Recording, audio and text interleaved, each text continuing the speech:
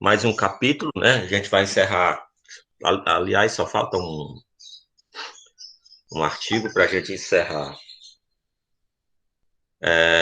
os crimes praticados por funcionários públicos contra a administração em geral e a gente já de pronto entra nos crimes contra a administração da justiça.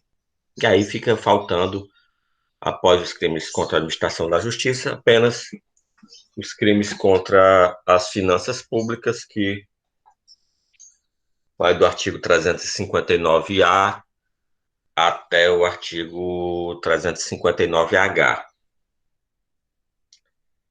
Como eu já falei anteriormente, a gente vai manter, né, nosso calendário de avaliações. Aliás, amanhã é a data que está agendada para quem quiser fazer uma terceira chamada, né? Já está disponível lá no Unifonline. Obviamente, só vai abrir o link no momento da avaliação, não vai ser em horário de aula, já que é uma terceira chamada. Vai ser de 13h30 às 15 horas, né? Para todas as minhas turmas, no mesmo horário. Já demonstrando aqui o sentimento, né, de tensão, né?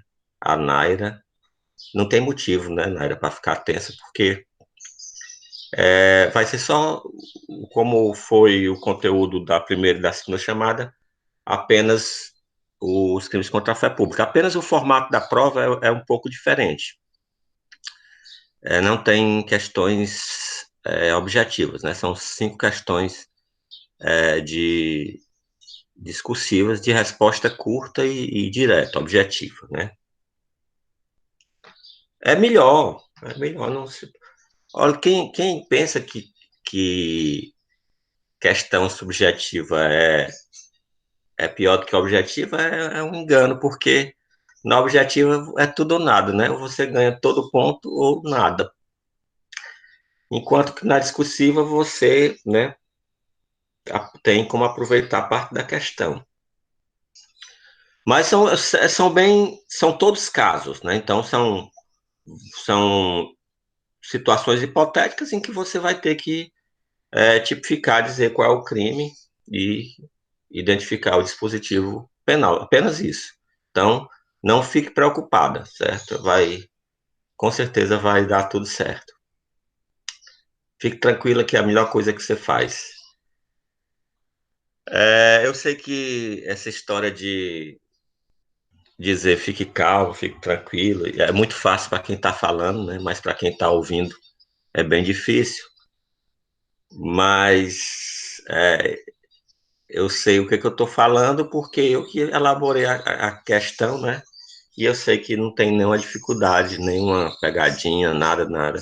É só mesmo para avaliar a questão de você analisar situações, né? E conseguir identificar, ok? Então, segue mais uma vez meu conselho, muitas vezes inútil, né? Fique calmo. Isso quando não faz aumentar a ansiedade, né? Então, quando você diz fique calmo e tal, até que não, mas quando diz se acalme, né? Aí é quando a pessoa já está nervosa e talvez tire a pessoa mais do sério ainda. Mas vamos lá, pessoal. A gente interrompeu a nosso encontro. Antes de começar, pessoal, só fazer um alerta aqui, né? A gente está numa pendência de definição aí por parte da Prefeitura Municipal e do Governo do Estado de uma discussão que há aí de antecipação de um feriado, né? Vocês devem estar sabendo, né? Então, tem o feriado do dia 11, que seria numa quinta-feira, e que já seria num dia de aula nossa mesmo, certo? Então, sendo antecipado, só vai antecipar o dia de folga, mas não traz prejuízo algum. E a antecipação do dia 15 de agosto, que, na verdade, eu nem sei por que que antecipa, porque 15 de agosto é um sábado, né? Vai antecipar um feriado de um sábado para uma quarta-feira. Mas deve ser por conta de estratégia de isolamento, né? Então, fiquem atentos. Assim que sair o decreto e sair a comunicação oficial, né, se vai ser antecipado ou não o feriado, aí eu aviso. E se for antecipado, aí a prova será mantida, porque a prova é fora do horário de aula, né? Então já está agendada no InfoOnline, não tem como eu mudar. Certo, Naira? Você que foi a única que se manifestou que vai fazer. Mas em relação à aula de quinta-feira, aí, se for antecipado, não terá. Nosso próximo encontro será só na terça-feira. Mas, de qualquer forma, eu vou ficar atento à comunicação oficial da universidade e, assim que sair essa comunicação, se vai ser ou não antecipado, eu já comunico para vocês, para a gente ter aí nosso planejamento, né? Planejar o que é possível, né? Já que, como eu venho falando ultimamente, a maioria das coisas nem vai ser, nem é possível a gente planejar, porque a gente fica aguardando a decisão. A votação da Câmara vai ser hoje, né? A mensagem do prefeito foi enviada ontem, e aí deve sair essa posição hoje. Então, é o que eu digo, vamos ficar planejando o que está dentro da nossa possibilidade, né? Então, o que está fora, o que depende de outras pessoas, a gente tem que simplesmente acatar, né? Não tem o que fazer. Tranquilo? Então vamos lá, vamos voltar aqui e retomar o que a gente estava conversando na última aula. Então, no nosso último encontro, a gente estava falando do artigo 337, e aí eu encerrei nosso encontro falando algo mais ou menos parecido com isso. Olha, quando você tiver alguma conduta, né, que é de alguém, né, que o fato ocorrido é alguém destruindo o documento, você tem que fazer análise em relação à objetividade jurídica, ao sujeito ativo e ao objeto material, porque isso vai indicar que crime é.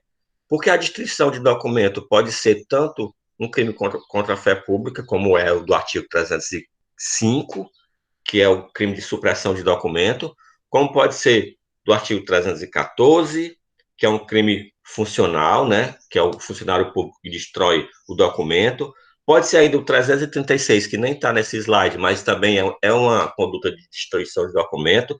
Aí, o documento em si é edital afixado por funcionário público, ou selo que cerra algum estabelecimento ou objeto. O 337 também se refere a livro oficial ou documento que está em posse de funcionário público, só que a diferença do 337 para o 314 é que o 314 é praticado pelo funcionário público e o 337 é crime comum. Aí o elemento especializante é o sujeito ativo. E aí, finalmente, o 356, que nós vamos ver mais na frente, né? Então, os crimes contra a administração da justiça vão até o 359, então, lá no finzinho dos crimes contra a administração da justiça, a gente ainda vai ver esse crime que é sonegação de papel ou objeto de valor probatório, que tem como elemento especializante o sujeito ativo, né, que só pode ser praticado por advogado ou procurador em processo, e aí o objeto material seria auto de processo ou qualquer documento ou objeto de valor probatório, certo? Então foi com isso que nós encerramos nosso último encontro e hoje a gente encerra os crimes praticados por particulares contra a administração em geral, com o artigo 337-A, que é sonegação de contribuição previdenciária. Mais uma vez, né, pessoal, o legislador utiliza, assim, meio que de forma equivocada, em um local meio que deslocado, o Código Penal com propósitos de arrecadação, né? Então, o artigo 37, 337-A é mais um exemplo disso, né? Não é um crime praticado contra a administração em geral, como a gente vem percebendo. Então, o 337-A, a conduta é de suprimir ou reduzir contribuição social previdenciária e qualquer acessório mediante as seguintes condutas. Então, de cara aí nós temos que é um crime de conduta vinculada, né? Porque ele se traz as seguintes condutas, né, os 3 incisos, são as formas de praticar esse crime, né? E quando se fala em contribuição social e qualquer acessório, a gente tem principal e acessórios, o principal sendo a contribuição previdenciária e o acessório, por exemplo, juros e multas, né? Então, na verdade, o artigo 337-A tem como objetividade jurídica aí a arrecadação previdenciária, né? Então, as condutas que são vinculadas omitir de folha de pagamento da empresa ou de documento de informações previstos pela legislação previdenciária, segurados, empregado, empresário, trabalhador avulso ou trabalhador autônomo ou a este equiparado que eles prestem serviço. Então, por exemplo, alguém que tem um trabalhador, né, um empregado, que não tem a carteira assinada, estaria cometendo o crime de sonegação de contribuição previdenciária. Isso porque, né, o registro da CTPS e eventuais informações que são de obrigação dos empregadores, né, também indicam a previdência, o que deve ser arrecadado, né. Observe, não é a conduta de quem desconta o valor da previdência do empregado, certo? E não repassa a previdência, porque essa conduta que eu acabei de falar, de quem desconta do empregado e não repassa, é o crime do artigo 149-A, que é a apropriação indébita previdenciária.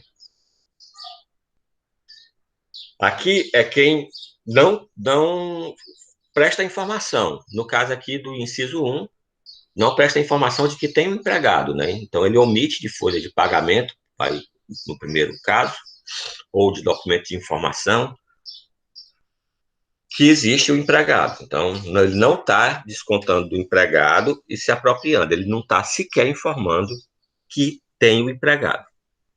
Em seguida, deixar de lançar mensalmente nos títulos próprios da contabilidade da empresa as quantias descontadas dos segurados ou as devidas pelo empregador ou pelo tomador de serviço. Então, aqui se refere a livros contábeis, né? Então, o registro desses livros, né? E aí, pessoal, a gente tem que ter aqui a noção de que aqui é o não lançamento da informação, certo? Só isso caracteriza o crime. Quer seja da informação devida pelo empregado, né, já que a contribuição previdenciária ela é repartida entre empregado e empregador, né, então tanto faz ele deixar de informar a que é devida pelo empregado como pelo empregador. E aí, em seguida, tem o inciso terceiro, omitir total ou parcialmente receitas ou lucros oferidos, remunerações pagas ou creditadas e demais fatos geradores de contribuições previdenciárias.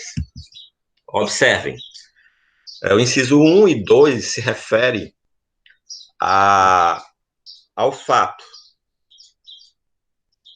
do empregador ter empregados. Então, a contribuição previdenciária que se refere o inciso 1 e 2 é folha de pagamento, é sobre folha de pagamento.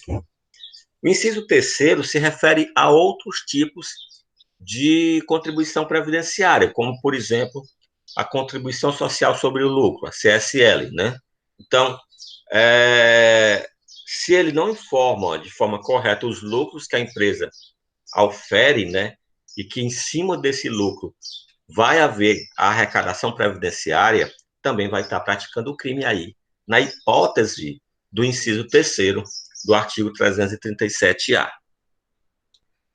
O parágrafo 1º tem natureza jurídica de causa de extinção de punibilidade, e essa extinção de punibilidade vai ocorrer se o agente espontaneamente, né, então não pode ser de forma forçada, tá, espontaneamente, declara e confessa as contribuições, importâncias ou valores e presta as informações devidas à Previdência Social na forma definida em lei ou regulamento antes do início da ação fiscal. Então, ele tem que declarar não só os valores, né, devidos aos acessórios, multas, juros, como também prestar as informações que são devidas, porque esses incisos do caput do 337A, eles são os crimes que se referem apenas a questões do lançamento. Não necessariamente vai até a sonegação em si. E aí, esse parágrafo primeiro também é norma penal em branco, porque quando se fala na forma definida em lei ou regulamento, existe uma legislação, né, que se refere à previdência, que determina como deve ser essa informação e esse lançamento. E o parágrafo primeiro também estabelece um momento, né, um marco, né, até quando pode ser declarada essa extinção de punibilidade, que é antes do início da ação fiscal, ou seja, antes que o fisco, né, antes que a Receita Federal, que hoje, né, a Receita Federal responde tanto pela Previdência quanto pelos demais tributos, inicie a cobrança, certo? Então, se ela iniciou a cobrança, aí não pode mais haver aplicação do parágrafo primeiro. E aí nós vamos ter o parágrafo segundo, que que tem dupla natureza jurídica. Aí, né, nós temos a natureza jurídica do parágrafo segundo como perdão judicial ou a aplicação apenas de pena de multa, né, pecuniária, para o sujeito ativo, que é primário e de bons antecedentes, né? Então, isso é requisito subjetivo para a aplicação do parágrafo segundo. E aí vem um desde que, aí vem uma série de requisitos que são complementares, né, devem ser verificados de forma cumulativa a esse requisito subjetivo do parágrafo segundo, né? Então, esse requisito, né, que seria apenas o inciso segundo do parágrafo segundo, haja vista que o primeiro foi vetado, é que o valor das contribuições sociais devidas, inclusive acessória, seja igual ou inferior àquele estabelecido pela Previdência Social, administrativamente, como mínimo para o ajuizamento de suas execuções fiscais. Esse mínimo, pessoal, ele é estabelecido na portaria ministerial número 75 do Ministério da Fazenda. Esse mínimo é de R$ 20.000. Então, se o valor das contribuições devidas, né, inclusive acessórios, né, somado o principal, mais juros e multas, foi igual ou inferior a R$ 20.000, né, e o sujeito ativo é primário de bons antecedentes, o juiz pode aplicar aí o perdão judicial. Em seguida vem o parágrafo terceiro, né? Se o empregador não é pessoa jurídica e sua folha de pagamento mensal não ultrapassa a R$ 1.510, o juiz poderá reduzir a pena de um terço até a metade ou aplicar a pena de multa. Então, aqui, a natureza jurídica do parágrafo terceiro de causa de diminuição de pena. Vocês podem até achar estranho ver um valor, né, expresso aí, né, nominalmente, R$ 1.510, mas o parágrafo 4º estabelece como é que esse valor é reajustado, certo? Então, o valor que se refere o parágrafo terceiro, ele é reajustado nas mesmas datas, nos mesmos índices dos reajustes dos benefícios da Previdência Social. Se você olhar no seu Vadmecum, embaixo desse parágrafo terceiro, tem o valor atualizado, né? Então, ele sempre atualiza. Esse valor, ele está, salvo engano, hoje em dia, em torno de uns R$ 4.800. Então, por exemplo, a pessoa física, né, tem um empregador doméstico, certo? E aí a folha de pagamento não ultrapassa esses R$ 4.500, R$ 800, é por aí, mais ou menos. Aí é onde se aplica o parágrafo terceiro, né? Então, a exigência aí é o limite, né, da folha de pagamento, e aqui não é o que é devido, como é no parágrafo 2º. O parágrafo 2º, né, o valor que se refere ao que é devido. Aqui não, aqui é o valor da folha de pagamento, não importa quanto é a dívida.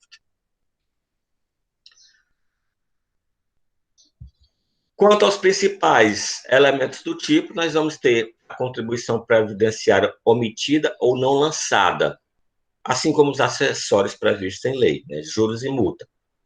Observem, como eu falei no início da nossa conversa de hoje, que esse tipo penal é totalmente deslocado, né? Aqui nós não estamos tendo como objetividade jurídica, né? É, a administração pública em geral, no que se refere aos seus princípios elencados no artigo 37 da Constituição Federal, né?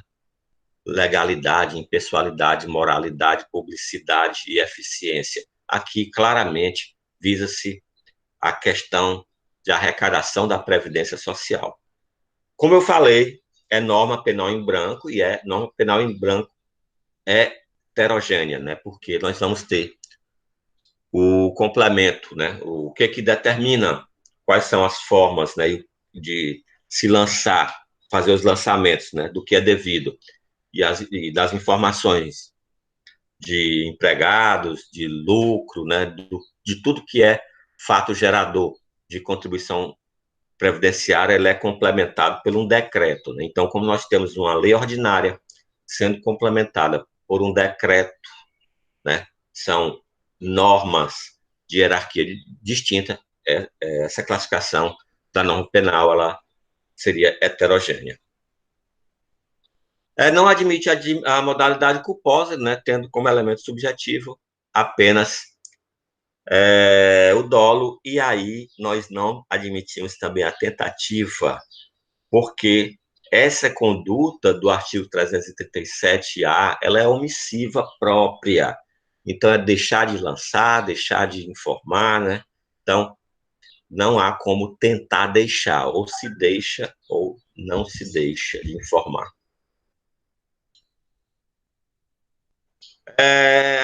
Temos aí uma observação a ser feita em relação à competência, né, que é como se refere à contribuição previdenciária, né, que é de competência da União. A Justiça Federal é competente para processar e julgar. Temos ainda a possibilidade de exclusão da culpabilidade, por exemplo, quando é comprovada a falta de dinheiro, a dificuldade financeira, né? Então, pode isso afastar aí a culpabilidade pela inexigibilidade de conduta diversa. E aplica-se também aqui o princípio da insignificância. Lembrando a vocês que aquele valor de R$ 20.000 que eu acabei de falar, que é estabelecido pela portaria ministerial, né, do Ministério da Fazenda, hoje Ministério da Economia, né? Número 75,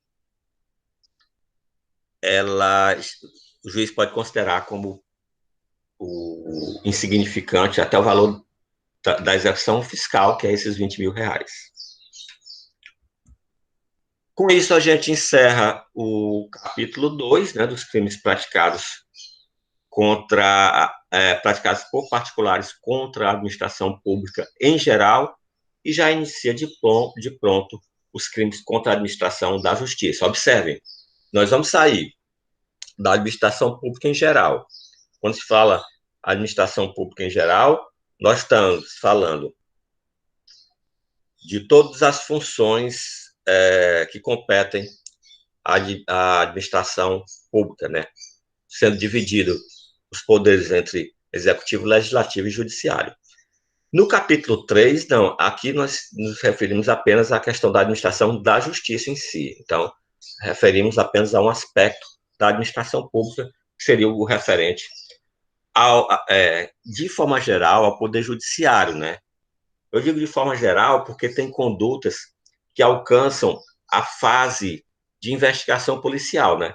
E o exercício da atividade policial é do âmbito do executivo e não do judiciário.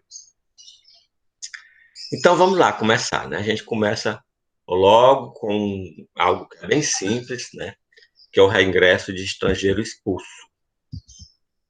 Então, reingressar no território nacional, o estrangeiro dele foi expulso. Observem que, apesar de ser simples a conduta, né? Então nós temos alguns aspectos que têm que ser pontuados. Primeiro, só reingressa quem já saiu. E segundo, que tem que ter sido decretada a sua expulsão, certo? Então, existe um ato, né, administrativo, né, depois de um processo judicial, que é o ato de expulsão do estrangeiro. E esse estrangeiro já deve ter deixado o país. Então, nós vamos ter como objetividade jurídica a tutela, né, da eficácia desse ato administrativo de expulsão. E aqui é crime próprio, né, pessoal?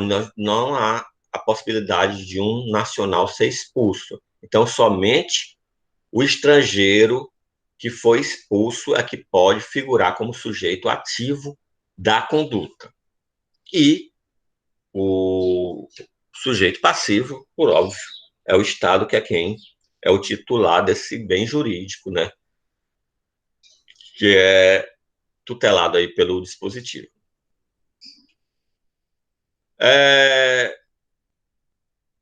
Não existe forma culposa. Então, por exemplo, o estrangeiro que está fora do país e já foi decretada a sua expulsão e ele não tem conhecimento disso ainda, se ele entra no país, a ele não pode ser imputado esse crime. Sendo que o momento consumativo é o momento em que o estrangeiro que tem conhecimento que foi expulso retorna para o país. Isso, certo? Não impedindo que ele vá sofrer novo processo e nova expulsão. Isso é o que estabelece aí o preceito secundário, quando fala que a pena é de reclusão de 1 a 4 anos, sem prejuízo de nova expulsão após o cumprimento de pena, né? Então, ele vai cumprir a pena aí de 1 a 4 anos e vai sofrer um novo processo de expulsão.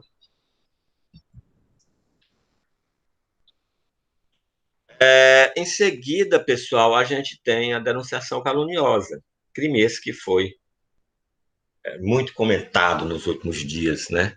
Então, aquele entrevero que houve entre o Sérgio Moro e o Bolsonaro suscitou aí a questão de ter havido ou não denunciação caluniosa. A questão era o seguinte ali: se o Moro estava falando a verdade, quem praticou o crime seria o Bolsonaro. Se o Moro estiver mentindo, ele praticou denunciação caluniosa. Porque vejam só o que vem a ser a denunciação caluniosa. Isso no fato, né, pessoal? Vocês devem estar lembrando, né? Até hoje repercute. Tem pedido da PG, da Procuradoria-Geral da República, o STF, para investigar se há interferência ou não na Polícia Federal, o que fica cada vez mais claro, né? Já visto as pessoas saberem antecipadamente o que vai acontecer, como vocês podem perceber lendo o noticiário de hoje. De ontem e de hoje, né? De ontem, uma deputada previu que ia acontecer hoje, e hoje aconteceu o que ela previu ontem. Então, na verdade, aparentemente há realmente essa interferência. E o que seria a denunciação caluniosa? Seria dar causa à instauração de investigação policial.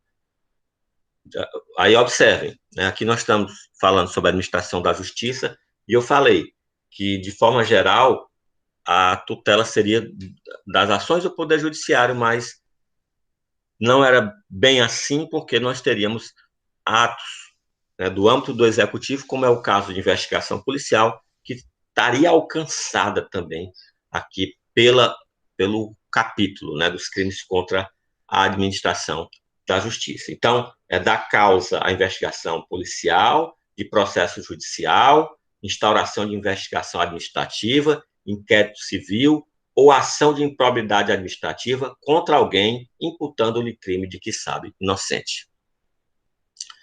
Observe que imputar falsamente crime, sabe que a outra pessoa é inocente, é o crime de calúnia, artigo 138 do Código Penal. Certo? Aqui, e o 138, 139, 140, né, que são os 3 crimes contra a honra, tem como objetividade jurídica a honra daquele contra se acusa falsamente de ter praticado um crime. Não é a objetividade jurídica da denunciação caluniosa. A objetividade jurídica da denunciação caluniosa aqui é a administração da justiça. Então, se alguém imputa falsamente crime a outra pessoa, pratica o crime de calúnia. Mas se essa imputação falsa faz com que haja movimentação da máquina administrativa, no sentido de investigar, de processar, certo? Aí nós vamos ter o crime de denunciação caluniosa. Então, a denunciação caluniosa envolve a calúnia movimentando a máquina do Estado. Nós vamos ter uma causa de aumento de pena do parágrafo 1º, que é a utilização, certo, de anonimato ou de nome falso, né? Então, a pessoa que faz essa denunciação caluniosa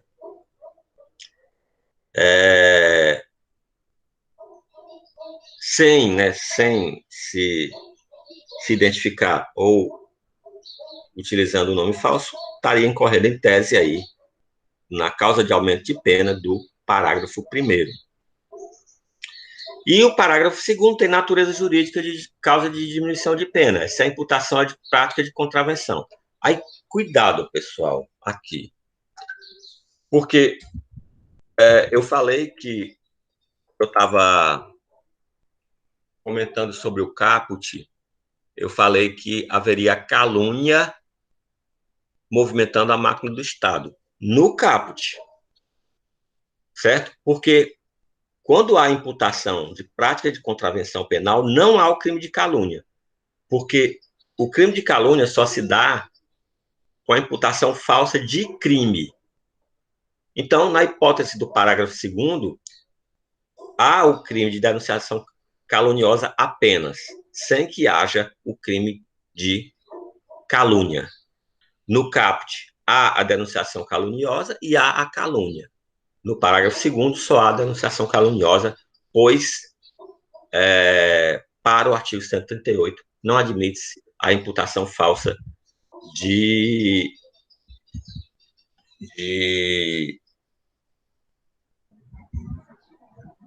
crime, né? No parágrafo 2º.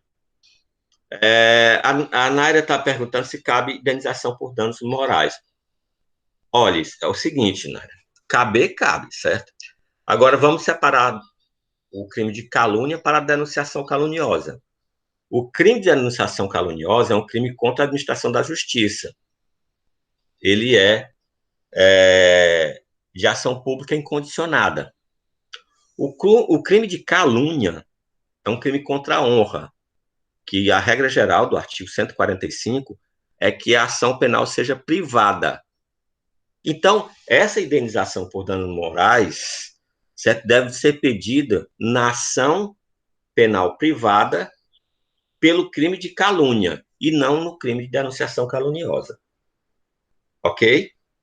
Então, obviamente que se a pessoa cabe sim indenização, certo? Mas aí o próprio ofendido, na questão da calúnia, tem que correr atrás, né, em 6 meses. Lembrando só vocês, né, que existe um prazo decadencial para os crimes de ação penal privada, que é de 6 meses, né? Ontem mesmo saiu uma notícia a esse respeito. Se vocês procurarem, né, o dono das lojas Avan, né, aquele que chamam de velho da Havan, né,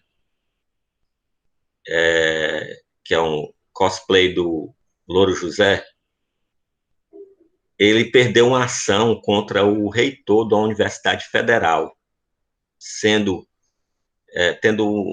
sendo condenado a pagar a indenização a ele. Salvo engano, era numa ação de calúnia, certo? Depois dei uma procuradinha aí. Então, ficou claro, né? Uma coisa é a ação do crime de calúnia, outra coisa é a denunciação caluniosa. São independentes. Pode haver uma e pode haver a outra. Mesmo porque pode haver o crime de denunciação caluniosa e o de calúnia e o particular nem ir atrás de mover a ação penal privada. Denunciação caluniosa, pessoal, ela é o que se chama de um crime complexo em sentido amplo. O que é um crime complexo, né? Um crime complexo é um crime que tutela mais de um bem jurídico. Quando se fala em crime complexo em sentido estrito, é porque nós vamos ter como se fosse o somatório de dois crimes. Quando se fala em crime complexo em sentido amplo, é como se fosse o somatório de um crime com uma conduta lícita, certo? Então, aqui nós vamos ter como se fosse a soma do crime de calúnia, obviamente analisando o CAPT, com a conduta lícita de noticiar à autoridade pública a prática de crime ou contravenção penal. Obviamente, né, que só se caracteriza o crime, né, se essa denunciação for falsa.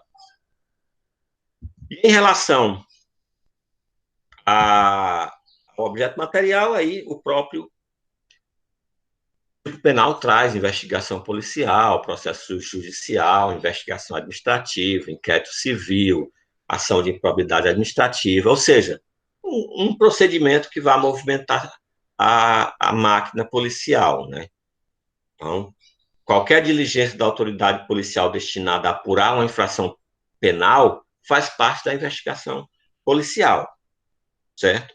Então, por exemplo, o simples fato de alguém ligar para o CIOPS, né, o 190, e informar falsamente, imputar falsamente o crime a alguém, já caracteriza esse crime, porque isso, a meu ver, tem doutrinador que discorda disso, certo? Mas veja só, o momento em que o atendente do CIOPS estava com aquele que está acusando falsamente outro, ocupando o telefone e designando a força policial, né, para que se dirija até um determinado local. A máquina administrativa não já foi movimentada? O simples fato do telefone estar ocupado e outras pessoas não poderem acessar o atendente do CIOPS porque ele está atendendo uma notícia falsa, a meu ver, já movimentou no sentido de apurar a infração, certo? Então, mas vocês vão encontrar na doutrina autores que dizem que não, precisa realmente ter um ato de investigação, um ato da polícia no sentido de investigar.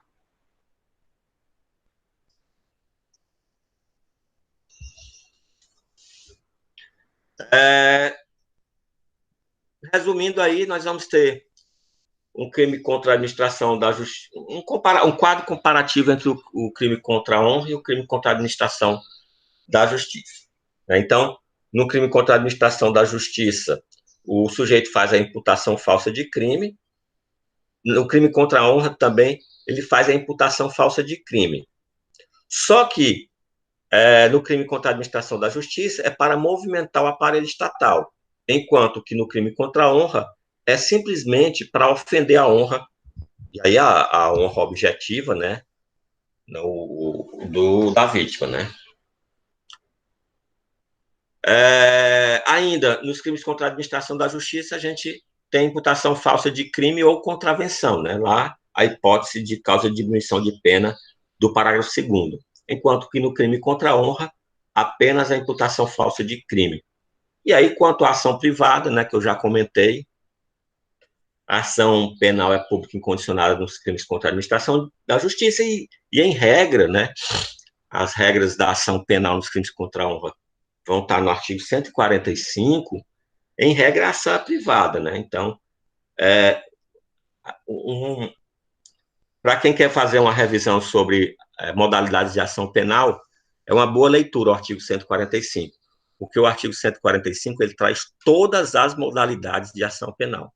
Lá ele tem ação penal privada como regra, ação penal pública condicionada à representação, ação penal pública condicionada à requisição do ministro da Justiça e tem ação penal pública incondicionada. Então, todas as modalidades de ação penal vão estar lá na regra dos crimes contra a honra. Em seguida, pessoal, a gente tem comunicação falsa de crime ou contravenção.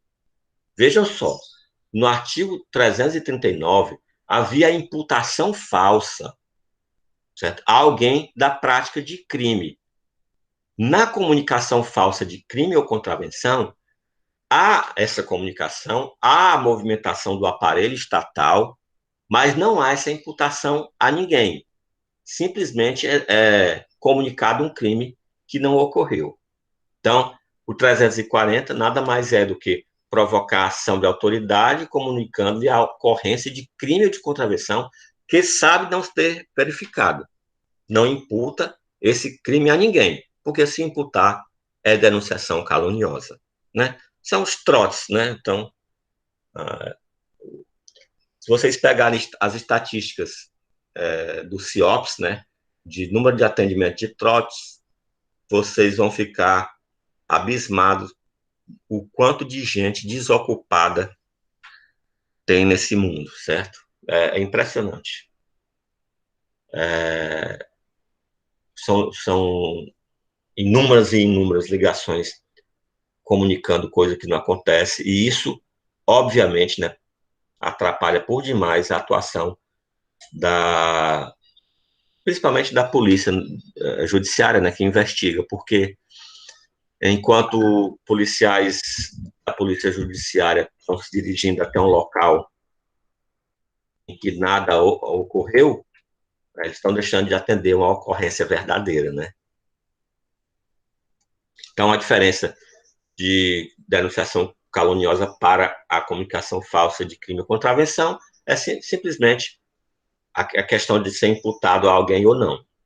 E observem que aqui também entra a contravenção penal. Então, tanto faz ser crime como contravenção, aqui é a forma simples do crime, do 340. Né? No 339, a contravenção penal, a denunciação de contravenção penal, ela funciona como causa de diminuição de pena. Aqui não, que forma simples.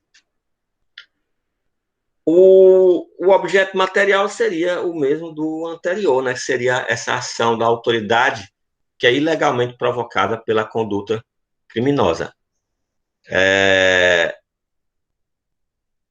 Também não admite forma culposa e o dolo aqui tem um elemento específico, né? Um elemento subjetivo, um especial fim de agir, que é essa intenção de provocar a inútil ação da autoridade, certo?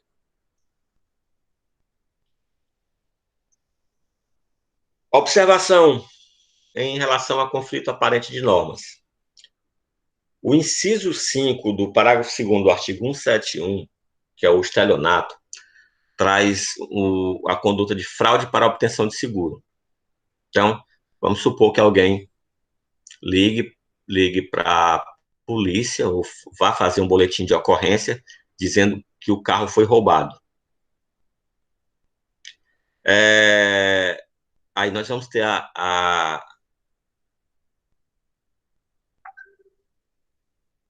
duas situações, né? Vamos ter a movimentação da máquina estatal, né?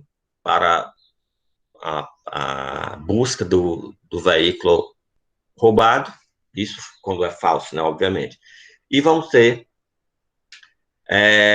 o crime do artigo 171, que era fraude para obtenção de seguro, né? A pessoa praticou essa conduta para receber o dinheiro do veículo por parte da seguradora. Então, aí responde pelas duas situações. Uma observação, pessoal. Se por acaso a movimentação da autoridade não é inútil, vamos supor, o sujeito A liga para o 190 informando que em determinado terreno baldio tem um cadáver. Isso ele quer passar um trote, certo? Quando a polícia se dirige até o terreno baldio, encontra um cadáver. Não há como ter o crime de comunicação falsa de crime ou de contravenção, pois nós temos aí uma hipótese de crime impossível. Mesmo que ele não soubesse, né, que tinha o cadáver, mesmo a intenção dele sendo danosa em relação à questão de movimentar a máquina estatal, ele não pôde praticar o crime. Né? Então, há uma hipótese de crime impossível. E nós temos um terceiro crime, que se refere à acusação falsa também, né, à denúncia falsa de crime, mas é a autoacusação falsa. Então, acusar-se perante a autoridade de crime inexistente ou praticado por outrem. Observem, aqui o crime pode existir, mas ele não foi o autor do crime. Então, a autoacusação falsa, ele se refere a crime inexistente, ou seja, não há a materialidade do crime, ou a crime praticado por outra pessoa, ou seja, aquele que está se autoacusando não foi o autor do crime. E ainda tem um detalhe, a autoacusação tem que ser perante a autoridade. Não pode ser, por exemplo, perante um grupo de amigos. A pessoa, para, né, se gabar, né, para alcançar prestígio em relação a um determinado grupo de pessoas que são delinquentes, ele diz que pratica crimes sem ter praticado.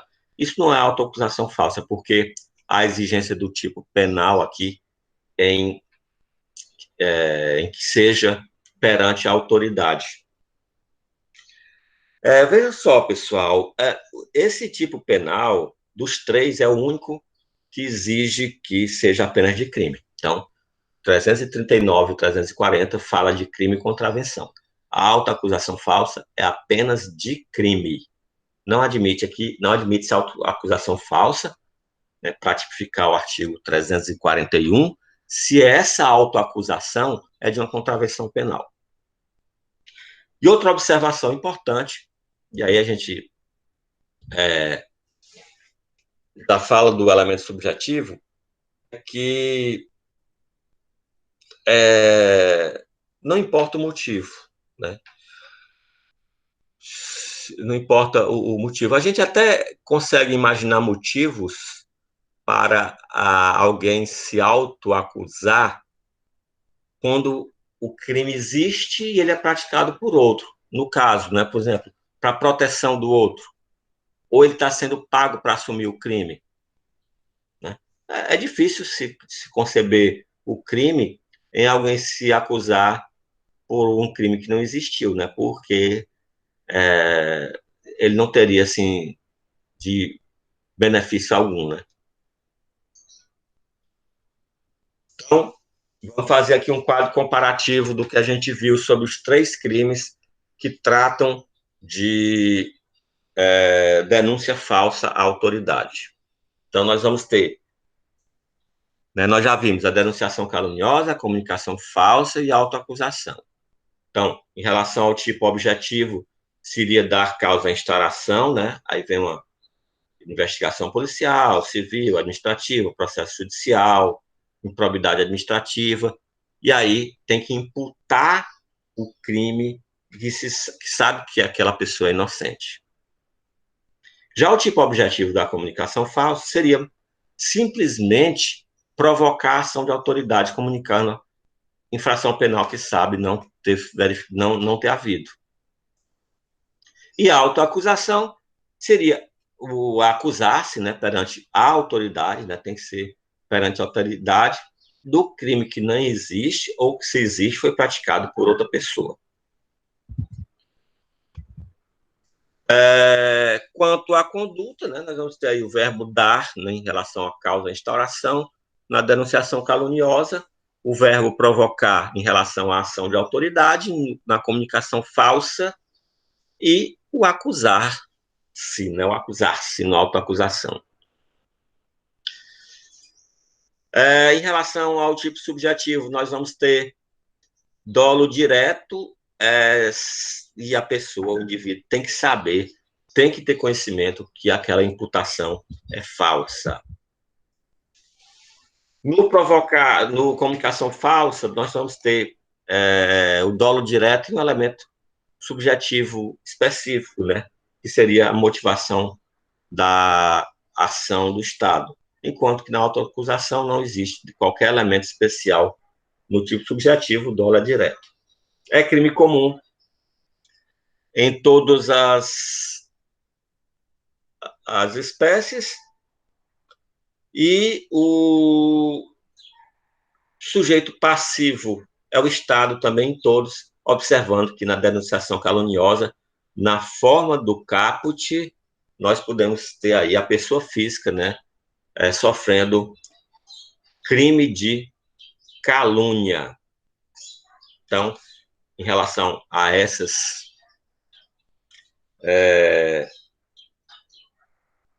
três crimes que se referem a, digamos, movimentar a máquina do Estado com comunicação falsa de crime, né? Então, nem que seja se autoacusando, nós podemos diferenciar com esse quadro comparativo.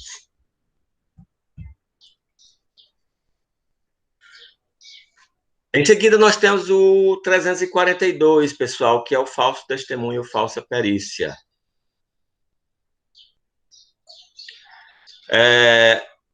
Então, a conduta do 342 seria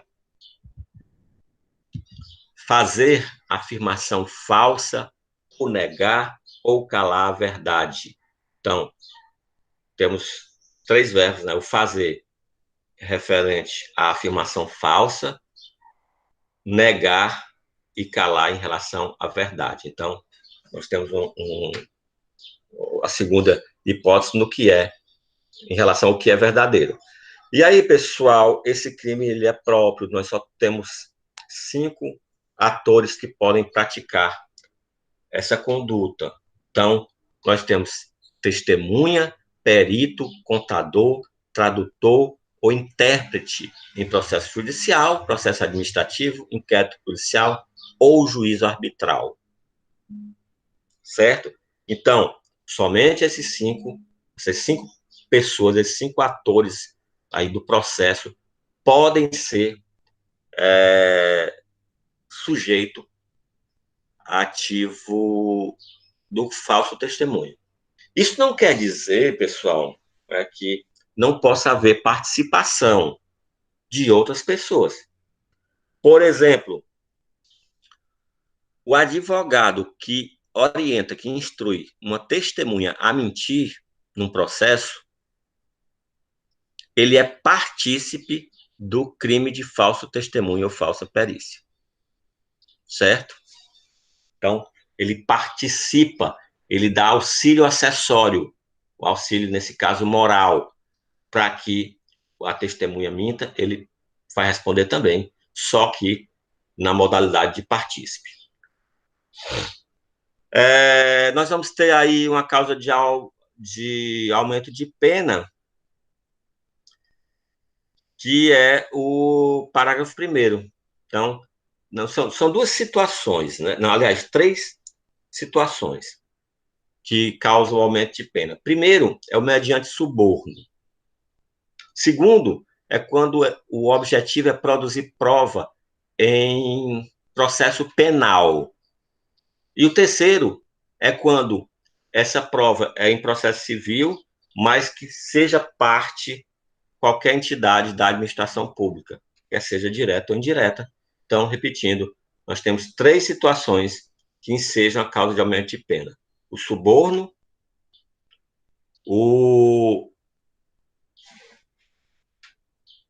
a obtenção de prova em processo penal e quando é em processo civil, o processo tem como parte a administração pública direta ou indireta. Obviamente, né, pessoal, o caput do 342 se aplica a qualquer tipo de processo, né? Processo trabalhista, processo civil, né?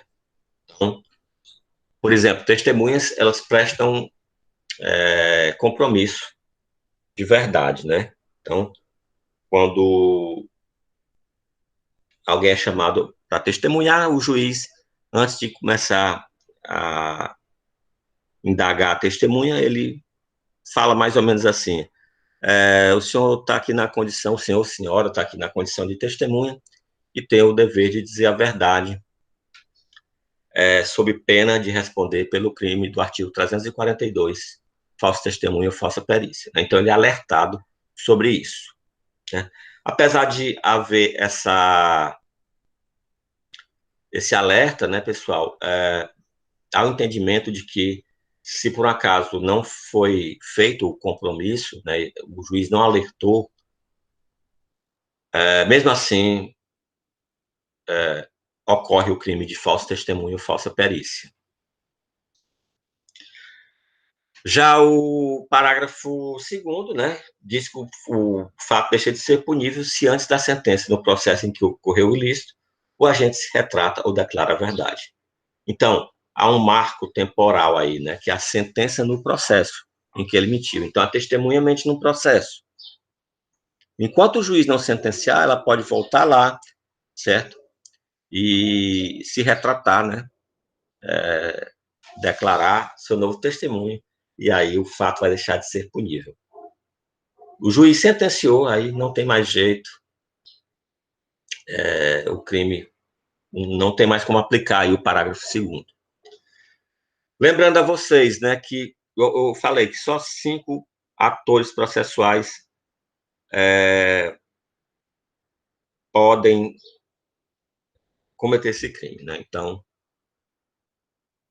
por exemplo, as partes, né, autor e réu, a vítima ou o réu no processo criminal, por exemplo, eles não têm compromisso com a verdade, então eles não podem praticar esse crime. E outra coisa, pessoal, é o que é verdade, né? O que é verdade, né? Verdade é algo bem complexo, né? Então, a minha verdade pode ser muito diferente da sua verdade. Não é porque uma testemunha diz que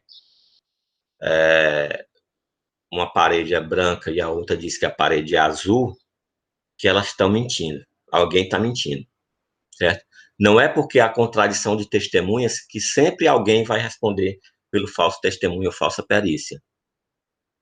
Porque o falso testemunho é a pessoa alegar, certo, o contrário da sua percepção. Então, se o sujeito A percebe que a parede é branca, isso eu estou um exemplo bem simplório, e o sujeito B percebe que a parede é azul, se eles têm essa real percepção, nenhum está mentindo, apesar de não concordarem. Agora, se o sujeito que percebe que a parede é azul, certo, diz que está vendo a parede como branca, diferente da sua percepção, aí nós vamos ter uma mentira. Ele está indo de encontro o que ele tem como verdade, né, interiormente. Então, por isso é que a gente tem muita contradição de testemunha, e porque muitas vezes é porque percebem de forma diferente mesmo. Então, às vezes, a posição, o local, a iluminação, né, então podem interferir na percepção das pessoas de um fato, certo? Então, tenham isso, certo? tem um fato muito curioso, né? Curioso sobre diversos aspectos, né? Curioso no aspecto negativo, que isso não cabe a um juiz fazer, e curioso como o juiz teve uma percepção equivocada do que é verdade. Em um processo trabalhista, a testemunha foi ouvida, né, e ficou na sala de audiência. E aí entrou uma nova testemunha. Uma testemunha só pode presenciar o depoimento da outra depois que ela é ouvida, né? E aí contou uma história totalmente diferente da primeira testemunha. E o juiz olhou para as duas e disse assim: isso é caso verídico, né? Caso que a gente passa lá pelo escritório. Vocês acreditam em Deus? Aí as duas responderam sim. Aí o juiz disse: pois uma das duas vai para o inferno. Né? Primeiro que não era função do juiz, né, sentenciar quem vai para o inferno ou não, né? Ou quem vai para o céu. Depois, isso não é verdade, porque não é porque duas pessoas estão discordando sobre um fato que as duas estão mentindo. Como eu disse, a percepção pode ser diferente. A mentira é você ir contrário à sua percepção. Quanto aos principais elementos do tipo, nós vamos ter aí a proteção da administração da justiça, né? É o nome do capítulo, né? Então, especificamente aí no que tange a prova pericial, né? Haja vista que envolve tanto testemunha como perito, tradutor, intérprete. É crime de mão própria, né? Então, só os 5 atores que eu já acabei de citar, né, podem ser autores do crime, mas isso não quer dizer que nós não possamos ter participação, né, como no caso do exemplo que eu dei do advogado que orienta a testemunha a mentir, né? E o momento consumativo aí vai depender de como né, a participação desses atores no processo. Então, a testemunha, né, com o término do depoimento, né, já pode ser considerado consumado ali o crime. E aí, por exemplo, outras participações, como, por exemplo, um perito. O perito, ele entrega um laudo pericial. Então, o momento consumativo seria esse. Vou só voltar aqui um pouquinho, pessoal, para que vocês observem a parte inicial do parágrafo 1º. As penas aumentam-se de 1/6 a 1/3 se o crime é praticado mediante suborno. Entendam essa parte inicial, pessoal, como se fosse corrupção passiva de testemunha, perito, contador, certo? Então, entendam como um crime de corrupção e corrupção passiva, certo? Então, a primeira parte do parágrafo 1º, entendam. E isso vai ser importante, porque mais na frente eu vou resgatar essa afirmação que eu acabei de fazer. Corrupção passiva de testemunha, perito, tradutor, intérprete, contador.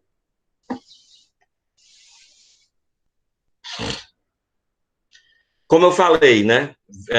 Réu e vítima não pode ser sujeitativo e o advogado pode, em tese, ser partícipe, né? E por que eu frisei a parte do 342 que fala do suborno como corrupção passiva? Porque o artigo 343 ele fala da outra parte, né? Da bilateralidade do testemunho subornado. Seria dar, oferecer ou prometer dinheiro ou qualquer outra vantagem a testemunha, perito, contador, tradutor ou intérprete para fazer afirmação falsa, negar ou calar a verdade em depoimento, perícia, cálculo, tradução ou interpretação. Então, esse artigo 343, ele casa com a parte inicial do parágrafo 1º do 342. Então, nós temos aqui a corrupção ativa de testemunha ou perito e a corrupção passiva lá no parágrafo 1º do 342. Observem que, diferentemente da corrupção ativa dos crimes praticados contra a administração em geral, do artigo 333, o artigo 343 tem um verbo a mais, que é o dar. Então, se a testemunha solicita e o sujeito dá a vantagem para que ele falseie o seu testemunho, há a aplicação dos dois dispositivos. A testemunha responde o 342, parágrafo 1º, enquanto que aquele que corrompeu a testemunha responde na modalidade do 343. Eu faço esse alerta, pessoal, porque se você comparar a corrupção ativa dos crimes e passiva dos crimes contra a administração em geral, não vai ter esse verbo dar. Então, quando um funcionário público solicita vantagem e o particular dá essa vantagem, nós não temos essa bilateralidade. Aqui, nos crimes contra a administração da justiça, nós vamos ter essa bilateralidade, inclusive com o verbo dar, certo? Então, no artigo 343, nós temos 3 verbos, né? Dar, oferecer ou prometer. E aí, a causa de aumento de pena do 343 vai ser as duas outras hipóteses do parágrafo 1º do 342, né? Quando o crime é cometido para obter prova em processo penal ou quando o processo é civil e for entidade da administração pública direta ou indireta. Obviamente, não vai estar o suborno aqui, porque o suborno já é o caput do 343.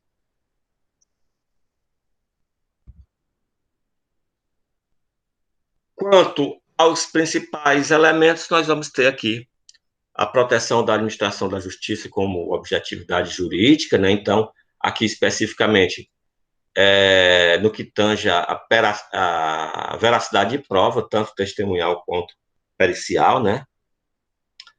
Tendo como sujeito passivo aí o Estado.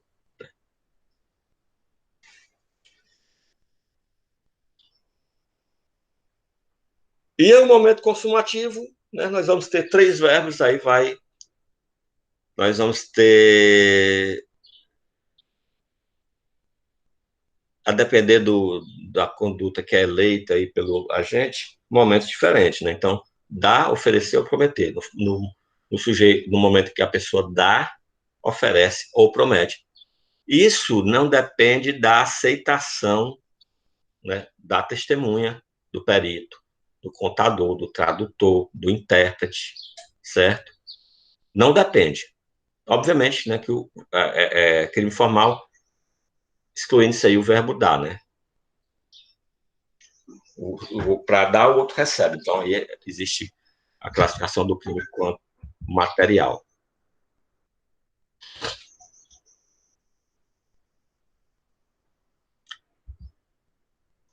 Exemplo, né? A oferece dinheiro para B, testemunha em processo judicial, fazer afirmação falsa em seu favor.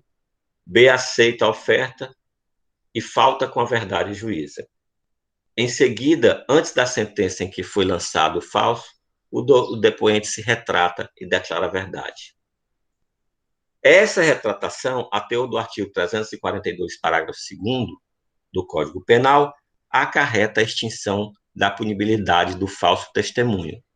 Questiona-se: a retratação da testemunha mendaz implica a extinção da punibilidade do autor do crime definido no artigo 343 do Código Penal?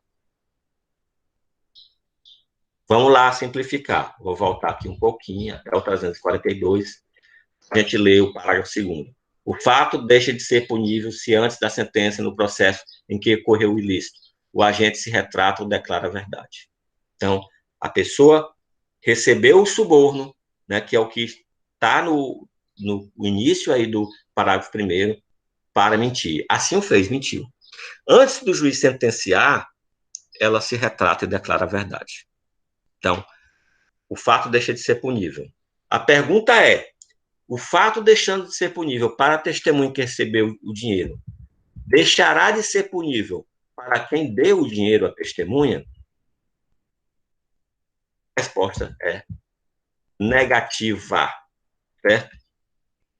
A previsão da causa de extinção de punibilidade só se aplica ao 342. Então, a testemunha que recebeu o suborno, que se retratou, né, o fato deixa de ser punido. É punível.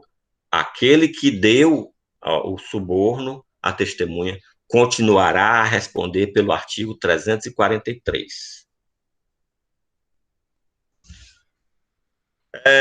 Pessoal, vamos dar uma parada aqui por hoje, né? A gente continua no nosso próximo encontro na coação do curso do processo, né?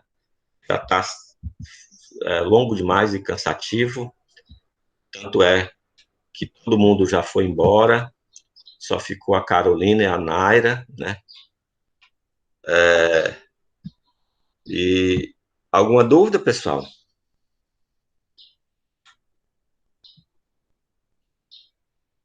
Tudo tranquilo? Naira, tranquilo, né? Fique tranquilo também, viu, para amanhã, tá certo? Pessoal, então, é, vamos aguardar, né, aí a definição do